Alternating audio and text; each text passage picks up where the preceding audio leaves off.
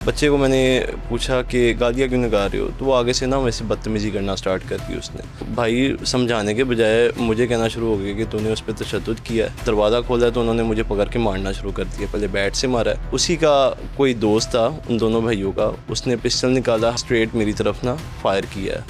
Fire मेरी गर्दन से आर पार होके गुजरा है। मेरी वालदा साथ थी, मेरी वालदा के ऊपर उसने पिस्टल सीधा किया है। मेरी वालदा को फायर मारा है।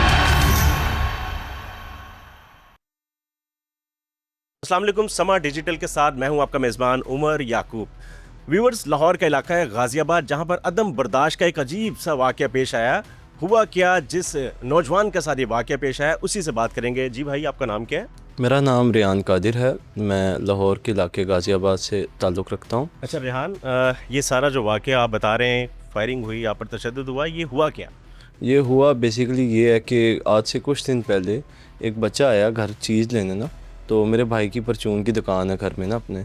तो उस टाइम वो नमाज़ पढ़ने गया था। अबू बाहर गया उसको चीज़ लेने के लिए ना। उसने कहा जूस चाहिए। अब वो जूस लेने के अंदर मैंने बाहर से देखा कि मैं अंदर ही खड़ा था। मैंने उसको देखा कि वो ना दरवाज़ा खोल के ना नाजेबा आवाज़ें निकाल रहा था। इमोरल वर्ड्स नहीं होते, गालियाँ जैसे निकाल रहा था। मैंने जाके बाहर बच्चे को कहा कि गालियाँ क्यों निकाल रहे हो।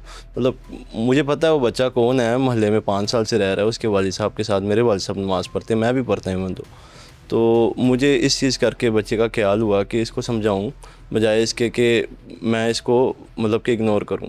तो बच्चे को मैंने पूछा कि गालियाँ क्यों निकाल रहे हो, तो वो आगे से ना वैसे बदतमीज़ी करना स्टार्ट कर दी उसने।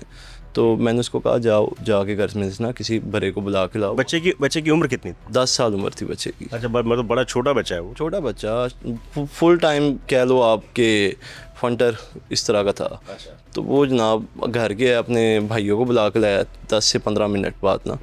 तो उसके भाई आए, उसके भाइयों से मेरी बात हुई है। तो मैंने उसके भाइयों को बताया कि बच्चा आपका ना नाज़ेबा अल्फाज निकाल रहा था, गालियाँ निकाल रहा था मेरे घर के अंदर मुँह करके ना।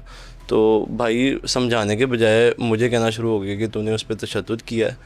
तो मैं वहाँ पे कंफ्यूज हो गया कि ये क्या हुआ है। तो मुझे वहाँ पे ना मारना शुरू कर दिया। साथ मोहल्लेदार आए, उन्होंने आके छुड़वाया। तो जाते जाते ये भी कह के गए कि तुझे हम छोड़ेंगे नहीं। अच्छा, मामला मौके पर रफा दफा हो गया। ओके पे रफा दफ़ा हो गया। मुझे भी यही था कि नहीं आया कि मैं अंदर जाके अपना सीसीटीवी जो घर का लगा है वहाँ से रिकॉर्डिंग करना स्टार्ट करती अपनी सेफ्टी के लिए ना। तो 5 मिनट ही गुजरे होंगे, 5 से 10 मिनट ही गुजरे होंगे कि उसके बाद ना वो आया है। दरवाज़े पे ना एकदम ही कोई डंडा नहीं बजता जैसे बैट वगैरह मारता है, आवाज़ आई। मैं बाहर गया हूँ तो पता लगा कि वो जनाब 5 लड़के जो थे वो भी वही भाई, साथ छोटा बच्चा, साथ 2 लड़के और वो मेरे घर के दरवाज़े के बाहर आए हैं। और मुझे मतलब कि मैंने दरवाज़ा खोला तो उन्होंने मुझे पकड़ के मारना शुरू कर दिया। पहले बैट से मारा है। उसके बाद उसी का कोई दोस्त था उन दोनों भाइयों का, उसने पिस्टल निकाला, हवाई फायरिंग की है पहले, और उसने स्ट्रेट मेरी तरफ ना फायर किया है। फायर मेरी गर्दन से आर पार होके गुजरा है। अच्छा, गोली आपको लगी? हाँ जी, मेरी गर्दन से आर पार होके मुझे फायर बजा है। ठीक है ना। तो मेरा उस टाइम बहुत ज़्यादा ब्लड ना गिरना शुरू हो गया था। और फायर लगने के बावजूद वो रुके नहीं। मेरी वालदा साथ थी, मेरी वालदा के ऊपर उसने पिस्टल सीधा किया है। मेरी वालदा को फायर मारा है। तो मेरे भाई ने ना उसका बाजू साइड पे किया। तो वालदा के शोल्डर के साइड से ना गोली होगी गुजरी है और दरवाजे के अंदर ना लग गई है। तो वालदा मेरी बाश की मौके पे, और इसी मतलब कि धक्कम दुक्की में ना वालदा मेरी गिरी है नीचे। उनकी टांग पे ना चोट आ गई है। वो अभी उनको असिस्टेंस चाहिए होती है चलने के लिए ना, तो वॉकर 1 लाख दी है। अच्छा, वालदा भी गिर गई, आप भी गिर गए, आपको गोली लग गई, तो आपका भाई? मेरा भाई वो बाद में सीसीटीवी देखा तो मेरे भाई को भी ना उसके बाद उन्होंने क्या कहते हैं वो मारा है बट से, पिस्टल के बट जो है ना शोल्डर पे मारे और उसके बाजू पे मारे। उसके बाद जाते जाते उसको दोबारा से पिस्टल को चैम्बर चढ़ा के ना भाई को ना क्या कहते हैं गोली मारने की उसने कोशिश की है, लेकिन उसकी गोली निकली नहीं, अल्लाह की तरफ से बचत होगी। पिस्टल में गोली फंस गई। तो मैं वही हैरान कि अगर अल्लाह ना करे इस तरह का वाक़या होता, घर के 3 बंदों को तो कत्ल करने की नीयत से आया वो। ठीक है। तो उसके बाद वो जनाब मोहल्ले में ना उसकी गोली जैसी ही ख़त्म हुई तो वहाँ पे लोग भी इकट्ठे होना शुरू हो गए। वो तीनों भाग गए। वो मेन जो लड़के थे, साथ 2 लड़के और एक बाइक पे भी था, वो भाग के सारे ना। अच्छा। तो वहाँ से ना फिर कन्फ्यूजन ये हुई कि मोहल्लेदार आए, आके मुझे उन्होंने उठाया, गाड़ी में बिठाया। मेरा ब्लड यहाँ पे ना कपड़ा रख के रोका, मुझे शालीमार हॉस्पिटल ले गए। वहाँ से मुझे फ़र्स्ट एड मिली है। उसके बाद मुझे उधर सर्विसेज ले गया।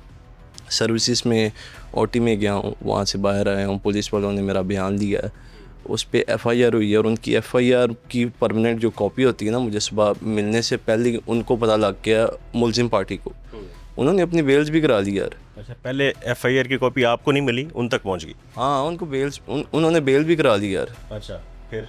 हाँ, तो उसके बाद पुलिस ने उनको ना पकड़ा उनको, ठीक है। और मैं तो हैरान हूँ कि आज 10 दिन हो गए है, पुलिस की कोई कार्रवाई नहीं, पुलिस ने उनको पकड़ा ही नहीं यार। अच्छा, हाँ, पुलिस उन तमाम मुल्जिमान की शनाख्त कर सकी कि कौन कौन थे? पुलिस ने उन 2 भाइयों की शनाख्त की है, ठीक है। साथ उसका छोटा भाई था, उसका नाम एफआईआर में नहीं डाला उन्होंने। साथ उसके वालिद साहब की एक घर की शनाख्त हुई, बाकी जो जिस लड़के ने फायर निकाले थे उसकी पुलिस शनाख्त ही नहीं कर पाई। तो आज मेरी कोर्ट की फ़र्स्ट हियरिंग थी, मैं गया हूँ सुबह कोर्ट में, तो आज मुझे पता लग रहा है कि उस तीसरे लड़के ने ना, जिसने फायर निकाले है, उसने अपनी बेल खुद ही दी हुई है और अपने आप को इनोसेंट शो कराया है कि मैं तो बस पास कर रहा था, पास बाई कर रहा था, गुजर रहा था यहाँ से।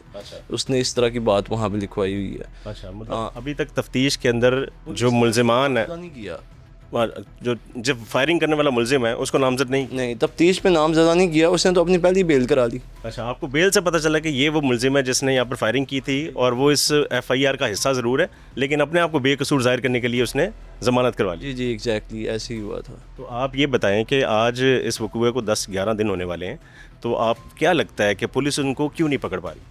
मुझे इस चीज़ की समझ नहीं आ रही। पुलिस का जो इदारा है उसकी तो रिस्पॉन्सिबिलिटी हमारी हिफाजत करे, तो पुलिस का काम है ना, क्या वो पुलिस से ज़्यादा ताकतवर है यार? वो सीसीडी आजकल कोई सोशल मीडिया पे वायरल होती है न्यूज़, अगले दिन बंदा पकड़ा जाता है, ठीक है ना। जो मार के जाते हैं उनको अगले दिन मार देते हैं। तो मेरे साथ भी तो यही चीज़ हुई है ना। क्या वो इतने ज़्यादा ताकतवर है कि सीसीडी भी नहीं उनको पकड़ सकती, पुलिस भी नहीं उनको पकड़ सकती? सही। स्टेट को चैलेंज कर रहे हैं यार, हमारे पूरे अदारों को चैलेंज कर रहे हैं, तो वो नहीं कोई पकड़ सकता उनको। रेहान, आप करते क्या हैं? मैं सॉफ्टवेयर इंजीनियर हूँ, मैं अभी 1 मंथ हुआ है, मैं ग्रेजुएट हुआ हूँ लाहौर गैरिसन यूनिवर्सिटी से ना।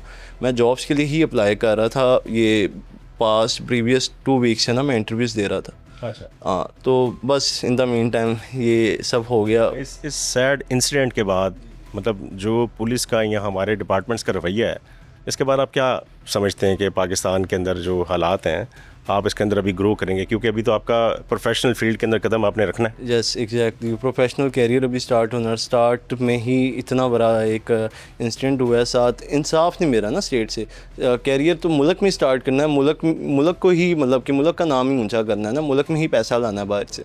तो अब स्टेट इंसाफ नहीं दे रही, ठीक है। जहाँ जिस दरवाजे पे भी दस्तक दे, कोई चक्कर ही नहीं है। तो इसी तरह तो आपने आजकल देखी होगी चीज़ कि जितनी भी यूथ है हमारी, वो मुल्क में रहती ही नहीं, ग्रेजुएट होती है, बाहर चल जाती है स्टडीज़ करने के लिए, जॉब्स करने के लिए। क्यों? उनको पता है यहाँ पे सिस्टम ही नहीं ठीक, इंसाफ ही नहीं है, यही बात है। मतलब आप भी अब इस सिस्टम से जो इनका तरीक़ेकार है उससे बदजन है? ऑब्वियसली यार, मैं क्यों ना हूँ, मुझे इंसाफ नहीं मिला। सीधा केस है, आके फायर किए उन्होंने, मुझे फायर लगा, 2 को नहीं लगा, लेकिन अल्लाह ना करे, लेकिन उनकी इंटेंशन तो थी ना, तीनों को मारना था, तो उनको पकड़ना चाहिए था ना। मामला तो बहुत छोटा था, किसी बच्चे को वैसे समझाना था और इस समझाने पे फायरिंग हो जाना है। पहले तो उनको आके लड़ना नहीं चाहिए था, और लड़ने के बाद अगर वो लड़े भी तो फायरिंग हो गई। तो क्या आप समझते हैं कि ये हमारे मुआशरे के अंदर जो बर्दाश्त है वो इस हद तक नीचे आ चुकी है कि कोई बात सुनने को तैयार भी नहीं? बस भाई, इसमें वालिदैन की तरबियत भी होती है कुछ, ठीक है, साथ इंसान की तालीम भी होती है। तरबियत जिस इंसान की अच्छी है ना, वो कभी इस तरह की हरकत नहीं करता। वो हमने शुरू से, जब से मतलब ज़िंदगी में आए हैं, वालिदैन ने कभी भी कुछ मामला हो जाए तो हमें ही बुरा कहा है, हमें ही मतलब कि इस चीज़ की आदत सिखाई है कि नहीं, कभी मतलब कि किसी के साथ बुरा नहीं करना है, किसी के साथ ज़्यादती नहीं करनी। तो आज अपने हक़ के लिए आवाज़ चाहिए, सीधी बात थी, बच्चे को समझाना था, उसकी तरबियत करना भी मकसद था, वो भी हमायती तौर पे कि वो वालिद साहब के साथ नमाज़ पढ़ते उसके बाद, इतना ये वजह थी। तो उसका नतीजा ये है सामने। मुस्तकबिल में कोई बच्चा गली के अंदर कोई हरकत करता नज़र आया तो क्या आप उसको समझाएंगे? नहीं, आई डोंट केयर।